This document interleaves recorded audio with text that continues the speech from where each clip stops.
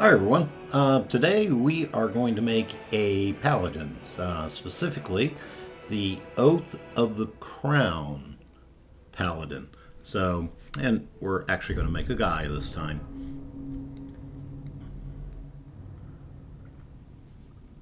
Skip this part. And you can. We're not going to reset the tutorials. As always, there are different types, different races that fit well into paladins. In this particular case, I'm going to choose the elf and the high elf because they seem very lawful good to me. One other thing, again, I don't always say this, but I put it in the notes and in the titles, but this is still in beta, so things are subject to change. So we're making ourselves a high elf, and we're going to choose a cantrip. In this case, I don't like Firebolt. I think this is a new cantrip, the Booming Blade. I like this because the Paladin is probably going to be close in and doing a lot of melee. Let's change our body type. And there we go. There's a guy. All right.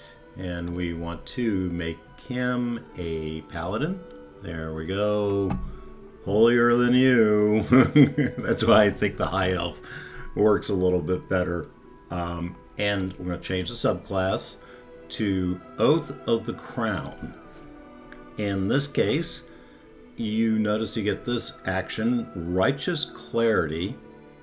Target yourself or an ally to additionally grant the target's proficiency bonus to their attack rolls. That could be pretty powerful. Subclass features, you know the drill of paladins. I find it very difficult to play paladins. I'm always making some choice that breaks my oath. All right, so there's that, and then, as you know, I make a big deal about backgrounds because I think they're misleading.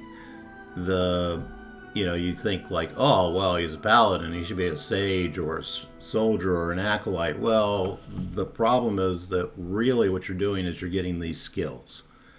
And so you might already have those skills as a paladin. And what I go for a lot, if you're not aware of it, if you don't get it as from your class, I go for entertainer a lot because I want to get acrobatics. That will keep you standing in ice or grease and stuff like that. If you don't get acrobatics, you tend to fall a lot. So that one definitely is one I go for in any class that doesn't have acrobatics. Rogues have acrobatics, for instance. All right, so that's what we're going for, and you get performance with that too. We don't really care about that too much. All right, so this will be a nice kind of fast video, maybe.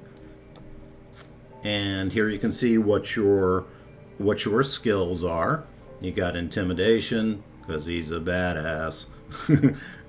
Persuasion, performance. I guess that to get a +4 out of that. I think that must be part of the class, which is interesting. Acrobatics is +3, so we'll stay on our feet a lot more. Athletics, also a good one to have with the paladin, allows you to push people out of the way, basically. All right, so we're good to go there. Let's make him look like a paladin. All right, I think in this case, that's actually a good face for him. Let's see what his voice is like. Where to next? Oops, I didn't want to do that. Give him a female voice. Let's hope the locals are friendly. Yeah, that's good. We'll go with voice 1. Actually, let me see what. Be wary. It's opened. Yeah, I think that's a little bit deeper voice. We'll go with voice 3.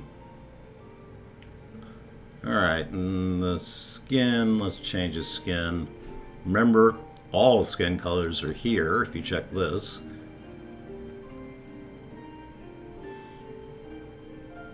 Warm. Yeah, I like the blush tone. Let's take a look at that. Yeah, a little bit whiter. There we go. A little bit more ruddy in the face. He's got some redness there. That's good.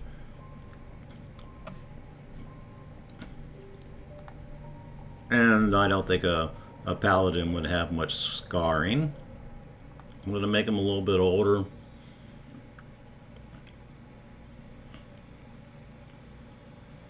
Yeah, that's good. We'll keep it there. No freckles.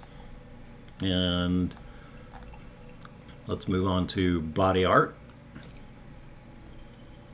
Oh, he would also, I think, not have any tattoos or piercing. He's a pure, lawful good kind of guy. All right, so we're going to do the eyes. Elf blue. Elf one. There you go. I like those a little bit better, a little bit bluer. And again, you can do this. Don't forget. There we go. So you'll have more choices when you're making your paladin or your character. And makeup, he's probably not going to have any makeup, so I can't see him with makeup. So we're going to bring up his lip intensity, maybe a tad.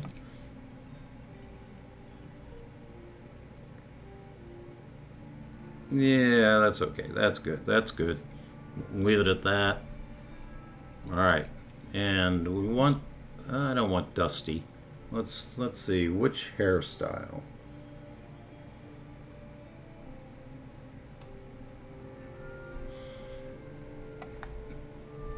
No, long back. Yeah, comb back hair showing his ears is good. Maybe something a little bit shorter.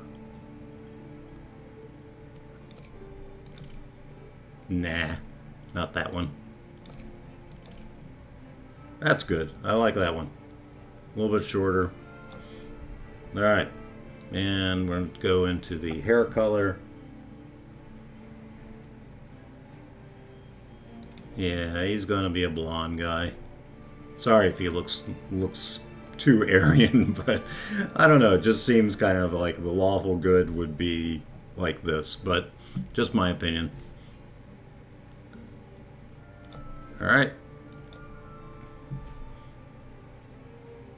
Think of him as a Nordic elf. Aren't the elves in Tolkien from the north anyway? I don't know. I don't recall. All right. So highlights. Don't forget your highlights because they help add color to the hair. Let's do gold blonde since we're going with the blonde look. There we go. Let's see. It makes his hair look blonder. And grain. You know we're going to do that same color. We're close to the same color. And make that a little bit more too. So you're not really graying. It's actually you're adding more highlight. I think that is good. And that's it. I think we are ready to proceed.